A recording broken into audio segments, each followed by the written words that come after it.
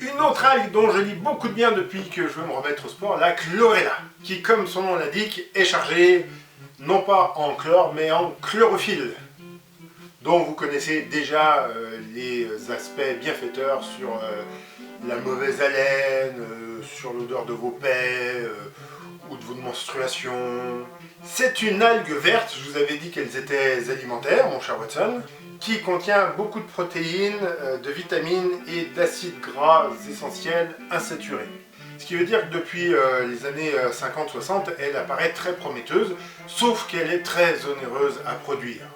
Et que des études en laboratoire ont démontré que la plupart des chlorella du commerce pouvaient être facilement contaminés par des métaux lourds.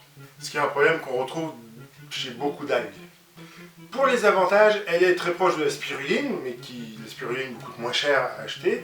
Et donc ça me fait penser à un autre complément alimentaire qui est proche de la spiruline, qui est la clamate. Du nom d'un lac en Oregon où elle est cueillie, qui ne présente pas plus d'avantages, mais qui a aussi de forts risques de contamination par d'autres algues ou par d'autres bactéries toxiques.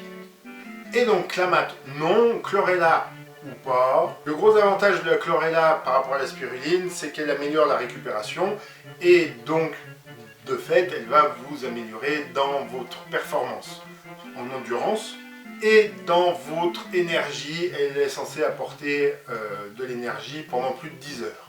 La posologie qui est conseillée, c'est de commencer par 3 grammes par jour et de monter progressivement jusqu'à 10 grammes par jour, ce que je trouve relativement énorme pour des algues quand on voit ce que ça pèse. Ça pendant 3 semaines, une interruption d'une semaine, on recommence, on étale ça sur 3 mois et surtout pas plus. Donc j'avoue que j'ai bien envie de tester voilà, en mode cure voilà, pendant 3 semaines, voir si ça apporte quelque chose. Je ferai ça quand j'aurai plus besoin d'énergie, donc quand il fera froid et que j'irai m'entraîner, donc plutôt quand ce sera l'hiver. Et je vous dirai ça après pour voir ce que ça donne. Et dernier avantage, non des moindres, même si ça ne me concerne pas, c'est une algue qui est, comme la plupart des algues, mais encore plus la chlorella que les autres, très chargée en vitamine B12. Vitamine B12 qu'on trouve principalement dans les chairs animales, donc pour les végétariens qui vont être en manque de B12, ça peut permettre de rééquilibrer un petit peu ce manque.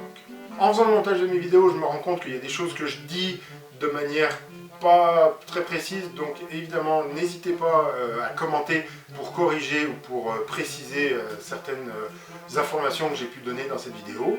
Si la vidéo vous plaît malgré tout, et ben, des pouces en l'air, des partages, des abonnements, les réseaux sociaux, et on se revoit demain, course à pied, après-demain, vitamines, et mardi prochain pour une autre algue.